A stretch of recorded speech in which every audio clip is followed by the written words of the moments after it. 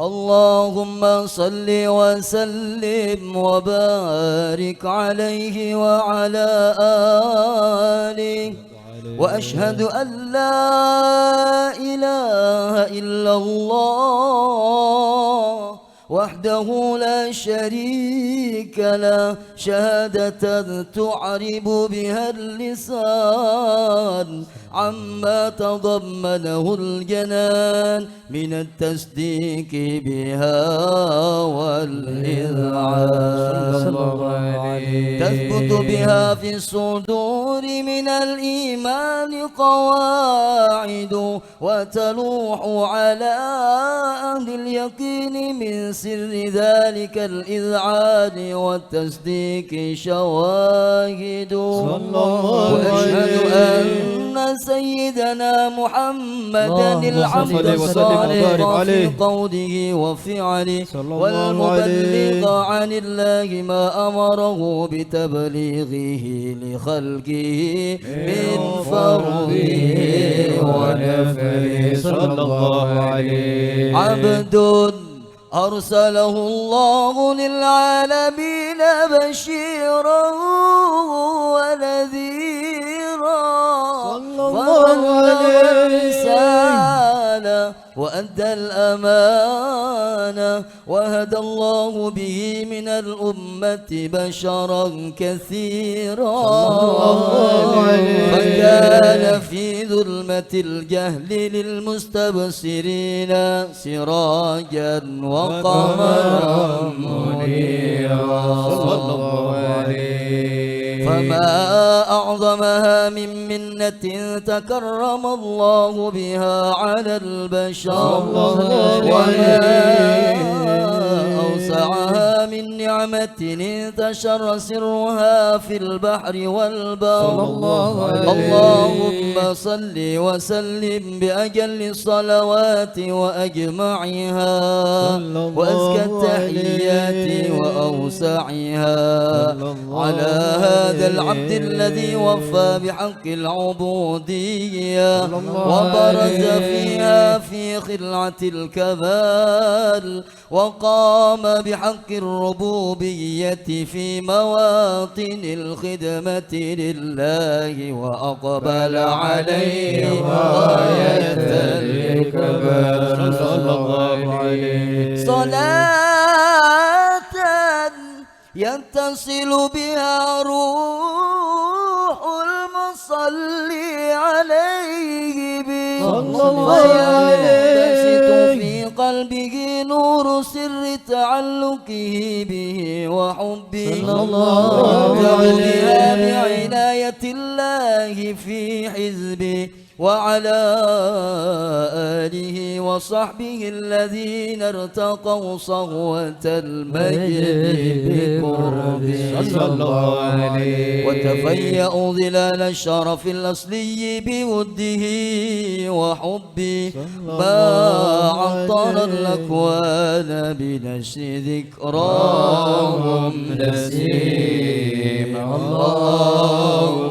صل وسلم أشرف الصلاة وتسليم على سيدنا ونبينا محمد الرؤوف الرحيم اللهم صل وسلم وبارك عليه أما بعد فلما تعلقت إرادة الله في العلم القديم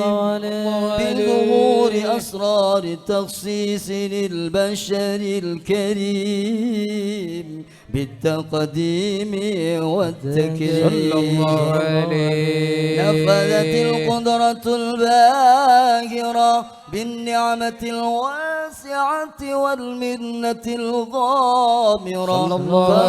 فلقد بيضت التصوير في العالم المطلق الكبير عن جمال مشهود بالعين حاول لوصف الكمال المطلق والحسن التام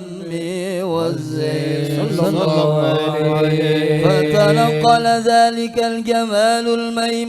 الميمون في الأصلاب الكريمة والبطون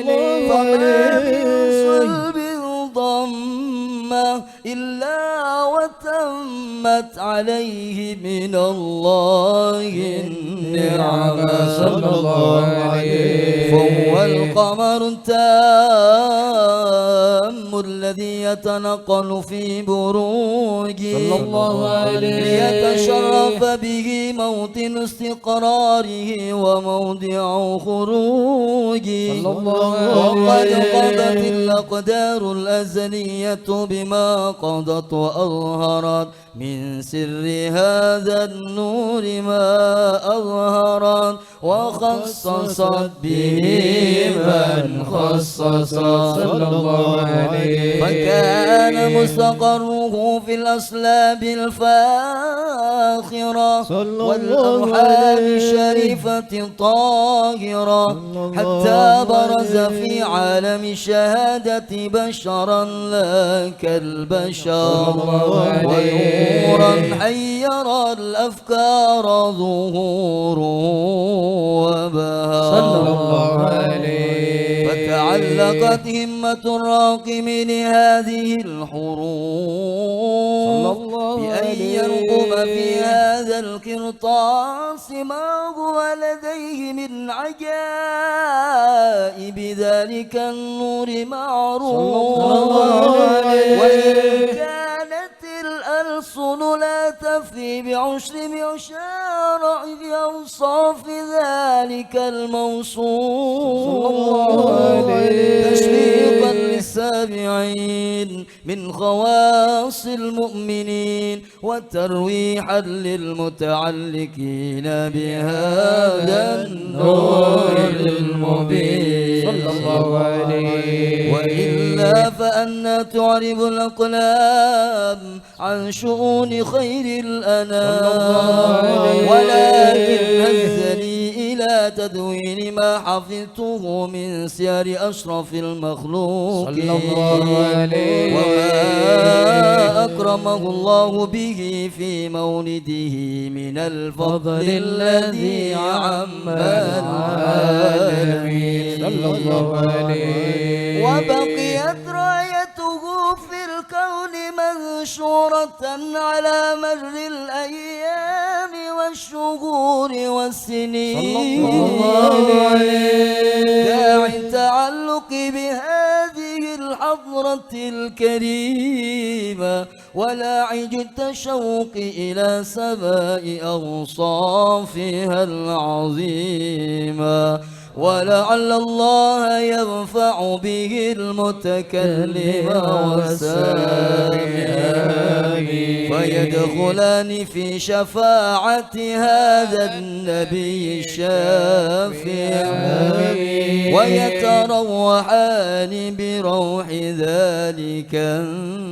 النعيم اللهم صل وسلم أشرف الصلاة وتسليم على سيدنا ونبينا محمد الرؤوف الرحيم. اللهم صل وسلم